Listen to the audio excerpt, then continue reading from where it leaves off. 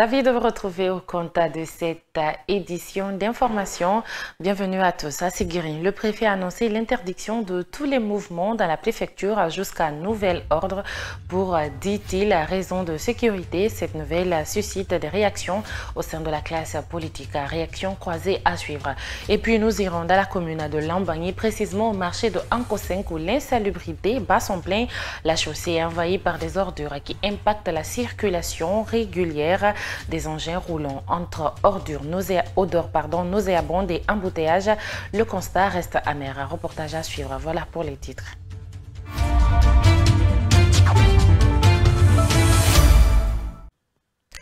Encore une fois, bonsoir et bienvenue. Le préfet de Sigiri a annoncé l'interdiction de tous les mouvements jusqu'à nouvel ordre pour, dit-il, des raisons de sécurité.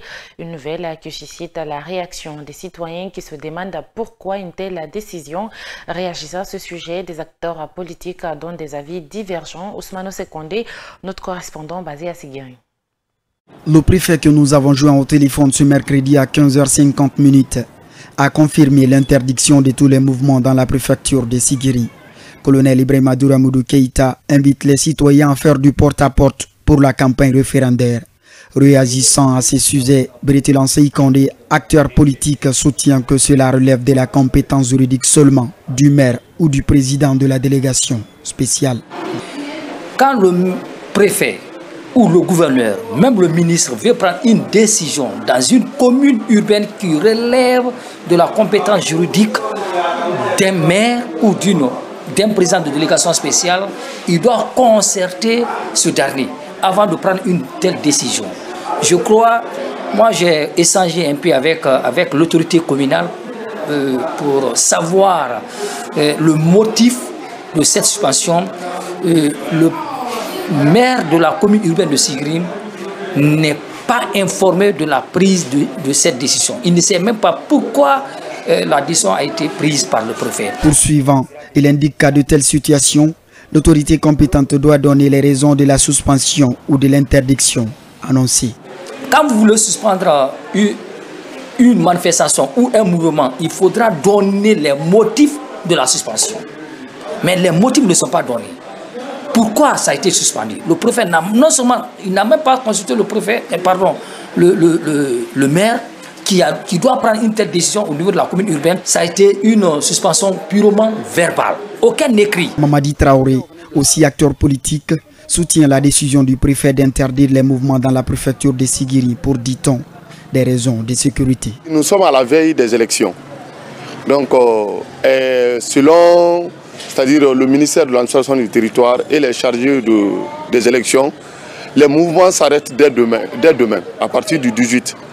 Donc si le préfet aussi arrête tous les mouvements, que ce soit les mouvements de soutien, que ce soit d'autres mouvements dans la préfecture de Sigiri, moi je le juge normal. Pour l'heure, aucun document administratif n'a été rendu public par le préfet de Sigiri annonçant cette interdiction.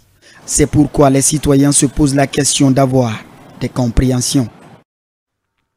À présent, communiqué numéro 005-MATD-GDE-2025 multidiffusion, le président de la République, son Excellence le général Mamadi Doumbouya, a bien voulu fixer au travers du décret D-2025-0161-PRG-CNRD-SGG les dates d'ouverture et de clôture de la campagne pour le référendum constitutionnel du 21 septembre 2025. La direction générale des élections rappelle à tous les citoyens et les acteurs du processus référendaire que la campagne sera clôturée le jeudi 18 septembre 2025 à 0h00. Par conséquent, il est donc strictement interdit à compter du 18 septembre toute activité de propagande électorale, meeting, caravane, affichage, communication audiovisuelle ou numérique sous quelque forme que c'est. La direction générale des élections invite à tous les citoyens guinéens à retirer censurer toute propagande référendaire sur la voie publique, mais aussi à ne plus porter de signes extérieurs en soutien ou contre le projet de constitution. Les médias publics et privés à mettre fin à la diffusion des messages et spots de campagne et à poursuivre leur mission d'information dans le respect des règles d'éthique et de déontologie. Les plateformes de la société civile à faire preuve de responsabilité et de retenue à l'issue de la campagne. Les partis politiques et les acteurs sociaux à n'engager aucune activité et à maintenir et promouvoir un climat de paix et de sécurité tout au long du processus électoral. Il est demandé à tous les membres des bureaux de vote, des commissions administratives de centralisation des résultats ainsi qu'à tout le personnel électoral de ne porter aucun message de propagande et à garantir que les bureaux de vote soient vierges de toute propagande. La Direction générale des élections en coopération avec les forces de défense et de sécurité mettra tout en œuvre pour faire respecter ces dispositions et ces instructions à compter du 18 septembre et ce jusqu'à la publication des résultats définitifs du référendum constitutionnel. Enfin, la Direction générale des élections réaffirme son engagement à garantir un scrutin transparent, inclusif et crédible conformément au texte en vigueur. Elle appelle ainsi tous les acteurs de ce scrutin référendaire et tous les citoyens guinéens à l'aider à tenir ces objectifs. Communiqué numéro 006/MATD/GD DGE/2025 multidiffusion conformément aux dispositions de l'article 30 de la loi L/2025/012/CNT du 25 avril 2025 fixant les modalités d'organisation du référendum constitutionnel en République de Guinée sont autorisés à voter par dérogation en dehors de leur bureau de vote de rattachement. Les membres des bureaux de vote, les agents des forces de défense et de sécurité et toute autre personne en déplacement pour raison de service. Par conséquent, la Direction générale des élections rappelle à tous les citoyens souhaitant voter par dérogation qu'ils auront l'obligation de présenter au bureau de vote leur carte d'électeur en ordre de mission. Le nombre de votes par dérogation dans un même bureau de vote est en outre limité à 10 personnes. Enfin, tous les électeurs votant par dérogation devront être inscrits ou au registre des votes par dérogation et signer le dit registre dans le bureau de vote dans lequel il se présente. Conakry, le 16 septembre 2025, la directrice générale. Restons dans le même cadre, la Direction générale des élections, à travers un communiqué publié ce 16 septembre, a annoncé des interdits pour les médias, les journalistes, les acteurs sociopolitiques et les citoyens. Passé le 18 septembre, toute forme de propagande liée à la campagne référendaire est interdite. Une annonce qui fait réagir le président de l'Union des radios et télévisions libres de Guinée, Urtelgui. Une invite est faite aux professionnels des médias, Mohamed Lamine Dafé et Germaine Mansari. La décision de la Direction générale des élections, DGE, vient à point nommé pour Aboubakar Kamara, président de l'Urtelgui. Ce responsable des hommes des médias en Guinée avait préalablement eu un entretien avec la haute autorité de la communication relativement à une telle décision. Déjà, dans l'esprit du communiqué, je pense que la Direction générale des élections est en droit, effectivement, de prendre un tel communiqué pour tout simplement rappeler ce qui existe, parce que c'est la loi qui le dit. D'ailleurs, nous, concernant les médias que nous sommes, mais aussi les journalistes, cette information, nous la tenons de la haute autorité de la communication depuis avant le début même de cette campagne référendaire. Donc, le 18 septembre prochain, effectivement à 0h, l'ensemble des médias audiovisuels de l'Urtelgui, c'est-à-dire l'ensemble a déjà cette consigne donnée, non seulement par la HAC en amont, mais en aval par l'association que nous sommes. Passé le 18 septembre, toute action liée à la campagne référendaire et propagande sera interdite, annonce la Direction générale des élections. Le président de l'Urtelgui donne des pistes de solutions pour les hommes des médias. Pour cela, il faut aussi, bien entendu, expliquer les contours et les pourtours aux journalistes, mais aussi aux responsables de médias.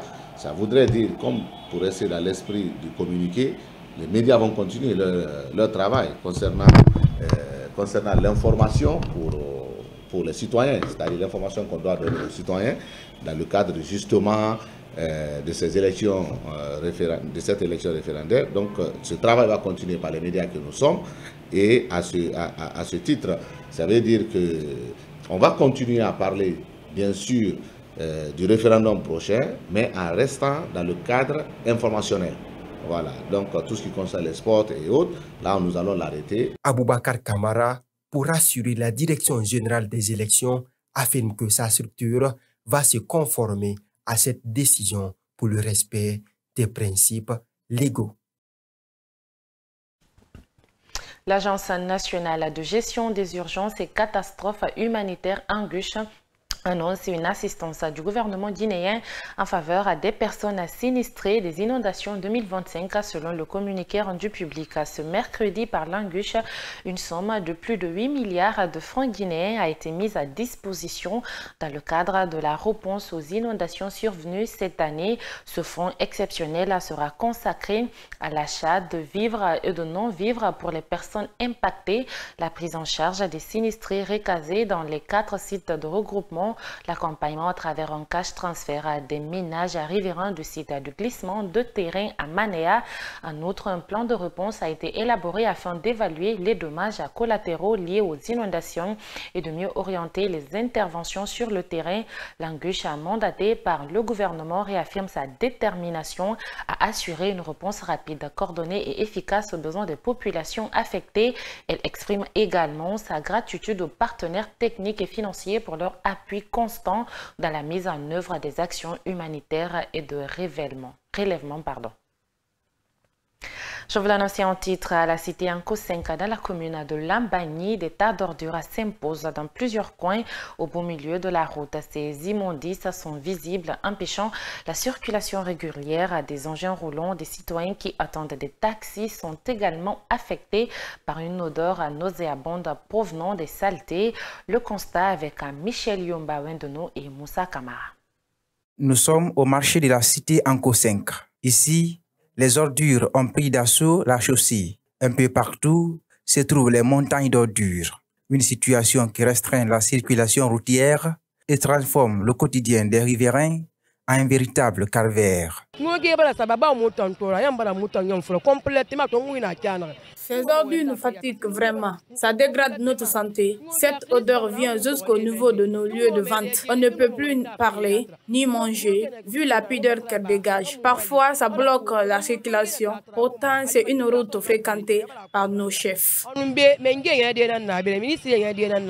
Selon le président du conseil des quartiers d'Anko-Senka, Ibrahima Souma, pointe du doigt des PME chargées de la gestion des ordures dans ces marchés. Mais la gérance des ordures au marché ici relève à un PME qui doit ramasser les ordures là tous les jours.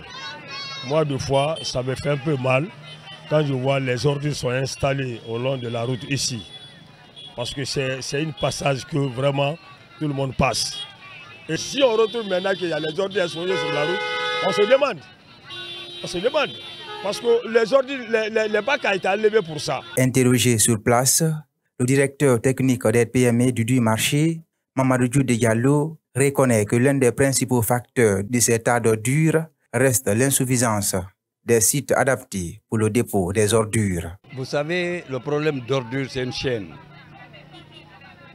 Quand cette chaîne-là a une rupture sur cette chaîne, il y aura toujours des problèmes, que ce soit dans le quartier, que ce soit dans le marché.